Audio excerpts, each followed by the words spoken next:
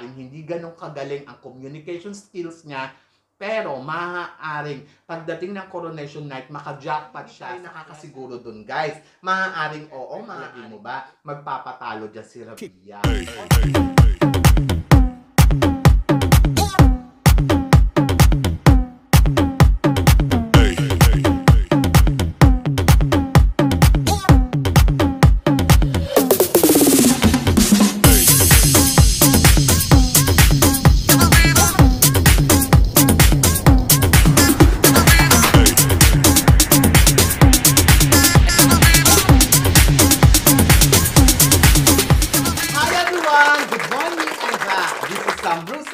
Oh my gosh, this is it. Pag-uusapan natin ngayon, Amanda Obdam, kinakatakutan daw ng mga Latina. Ha? Bakit? Yan ang tatalakayin natin ngayon. But bago po yan guys, gusto ko po muna kamustahin kayong lahat na sana lahat po kayo ay nasa mabuti at nasa maayos na kalagayan ngayong araw na ito. At saka syempre, sa lahat ng mga bago nating babies na subscribers, hello po sa inyo lahat. Thank you so much talaga sa pag-subscribe nyo dito sa channel ko. At saka syempre, sa lahat na nagsasabi na, Mama Sam, ang ganda ng intro mo, para po sa inyong lahat yan. So maraming salamat po kasi kayo po talaga yung inspirasyon ko ngayon. Kayo po ang nagpapagaang ng buhay ko. So yun, nakakatuwa kasi ang dami nagko-comments, ang dami nagsasabi na maganda yung ginagawa mo. Syempre may mga ilan-ilan din naman talaga na pumapasok dito na, alam mo yun, nambabash. But welcome pa din po kayo. Kahit sino pa kayo dyan, ano pa yung gusto nyo sabihin, okay lang po. Kasi welcome po talaga kayo dito sa channel ko. Di ba? So yun! So, ngayon araw na ito, tatalakayin natin about Thailand. Sabing ganon, kinakatakutan daw ng mga Latina. So, itong questions na to ay galing sa isang malapit nating subscribers. Ang sabi niya sa akin, Mama Sam, di ba po ba nasa Thailand kayo ngayon? Malakas po ba talaga si Amanda? Balita ko kasi kinakatakutan daw ng mga Latina. Ha? So yon, ganun na ba kaingay talaga si Amanda para katakutan ng mga Latina? So yan, talakayin natin yan. So yon, to be honest, dito sa Thailand, hindi naman siya pinag-uusapan masyado. Kilala si Amanda bilang isang sikat na celebrity dito sa Thailand. So, yon. But, kung ikukumpara ko yung publicity at ingay na ginawa nila kay Pawin Sudaduri noong nakaraang taon, mas maingay at mas pinag-uusapan talaga kaliwaan itong si Pawin Sudaduri noong nakaraang taon. Dahil siguro nandoon yung expectation nila na kaya ni Pawin Sudaduri manalo ng Miss Universe. Kumbaga parang, this is it Thailand, parang ganun yung dating sa kanila. But ngayong taon na to kasi, lumaban si Amanda versus Vina. Marami ang supporter o marami ang gustong manalo itong si Vina more than dito kay Amanda. Mas malaki yung tiwala nila kay Vina na kayang mag-uwi ng corona o kayang makipag-compete ng bonggang-bongga dito sa Miss Universe.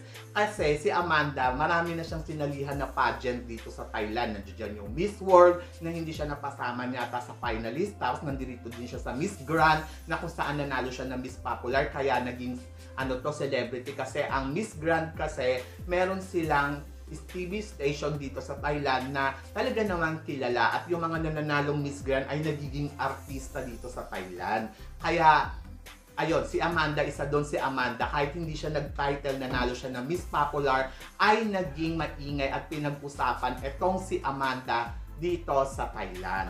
Pero kung tatanungin mo ko kung malakas ba talaga siya dito, hindi siya masyado malakas. Kaya lang kasi maganda ang styling na ginagawa ni Amanda. Kasi katulad niya na sinabi ko, celebrity dito si Amanda. Meron siyang team, meron siyang stylist na talagang masasabi ko na pwede siyang pabonggahin para maging maingay at pag-usapan talaga sa buong mundo. So ayun ang maganda, yung advantage ni Amanda dito sa competition ng Miss Universe. Kumbaga, naku-consistent niya kung ano yung mga kailangan gawin o ano ang kailangan niya para dito sa Miss Universe.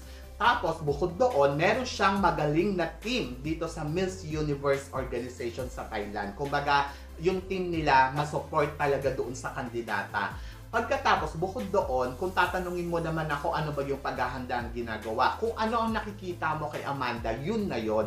Wala nang isasagad yun. Ano yung experiment na nakikita mong ginagawa nila ngayon, ayun na yung makikita mo sa international pageant ng Miss Universe. Kumbaga, ano doon na yung walking niya, yung pasarela niya, ayun na yun. Kumbaga, todo na. Yun na yung ibinibigay nila. Pagkatapos doon naman sa communication skills, yung communication skills niya, ayun na rin yun. Kung sinasabi nila hanggang top 20 lang daw si Amanda. Ngayon kasi, ang target kasi ng Thailand talaga, win to the crown. Pero para sa akin na, opinion ko lang po to, parang swerte na lang ang magdadala kay Amanda. Pero sabing ganon, dapat ba makampante tayo kay Amanda sa galawan niya? No! Dapat hindi tayo makampante kasi naghahanda pa rin sila.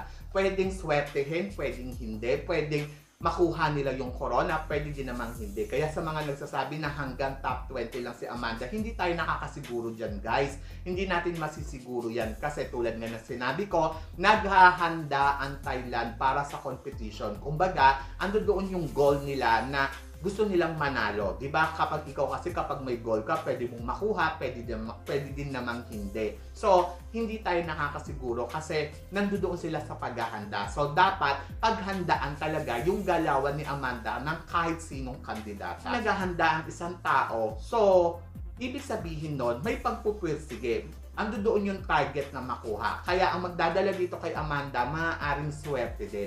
Maaaring swertehin siya sa coronation night katulad na nangyari kay Pia Wurtzbach noon na sinuwerte pagdating sa coronation night.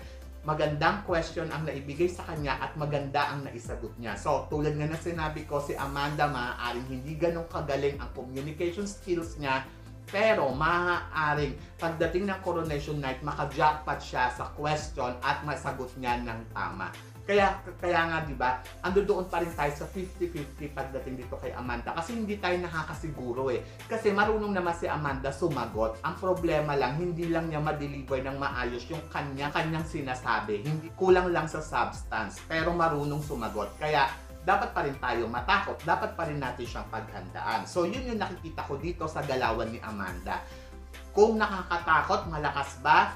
Hindi ganun kalakas, pero may tsansang masungkit ang corona ngayong taon na to. So, yun. So, mga Latina, natatakot daw dito kay Amanda. Bakit natatakot? Para saan? Dapat si Amanda ang matakot dito sa mga Latina kasi malalakas ang Latina ngayong taon na to dito sa Miss Universe. Kumbaga, hindi sila basta-basta. So, dahil ang mga Latina, ang target din nila ngayong taon ay masungkit ang corona ng Miss Universe kasi ilang taon na nanalo Asia, South Africa. So, ngayon talaga, this year din, tutok din sila at dapat nilang patunayan na sila ang dapat manalo dito sa Miss Universe.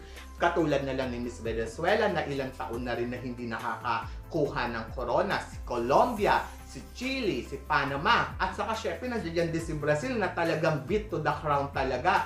At ito nga, ang isa pa sa mga dapat katakutan talaga ng lahat, si Miss Mexico. Si Miss Mexico kasi, ang advantage naman sa kanya, nanalo na siya sa Miss World ng first runner-up noong 2017. Kumbaga, kaya masasabi natin na malakas itong si Miss Mexico. Pero hindi tayo nakakasiguro dun, guys. Maaaring oo, maaaring hindi. Maaaring doon sa Miss World, maganda yung naging kapalaran niya. Pero pagdating dito sa Miss Universe, hindi natin masasabi. Pero advantage sa kanya kung ano ang experience na meron siya dito sa Miss World noong 2017 na magdadala sa kanya dito sa Miss Universe. Kaya malaki ang advantage ni Miss Mexico sa lahat ng kandidata. Kaya sinasabi natin, maaaring Mexico ang makakuha ng corona ngayong taon.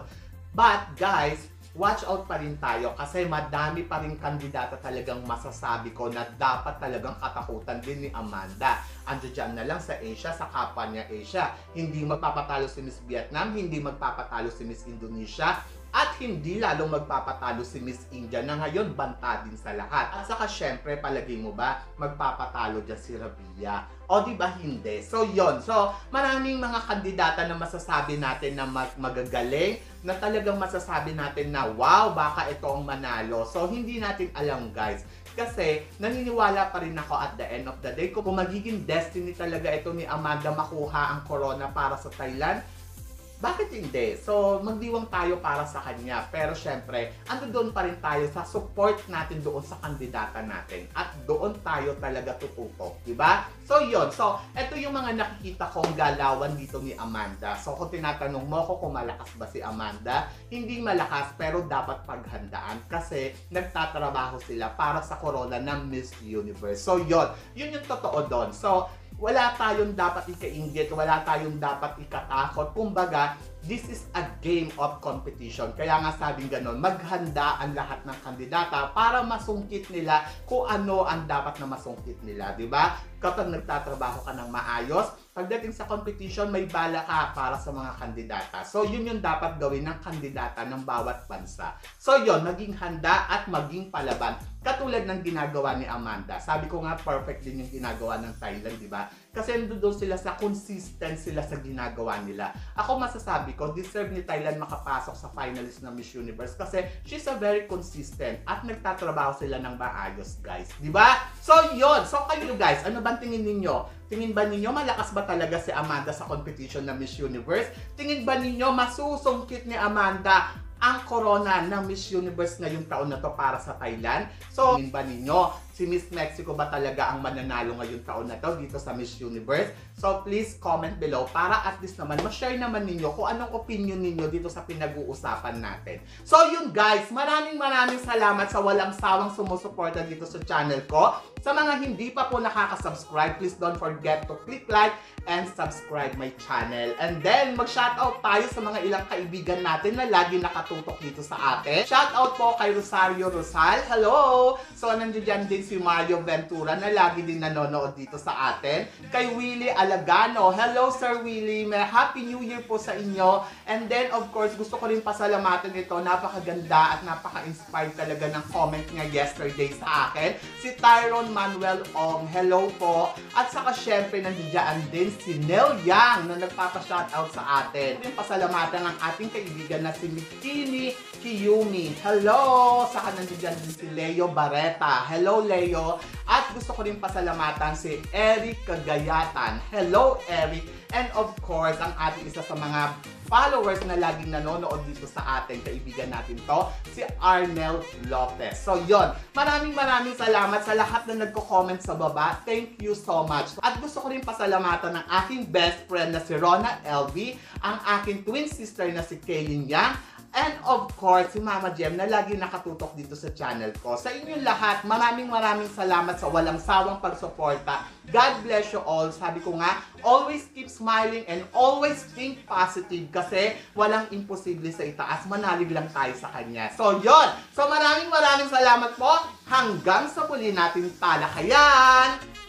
Paalam!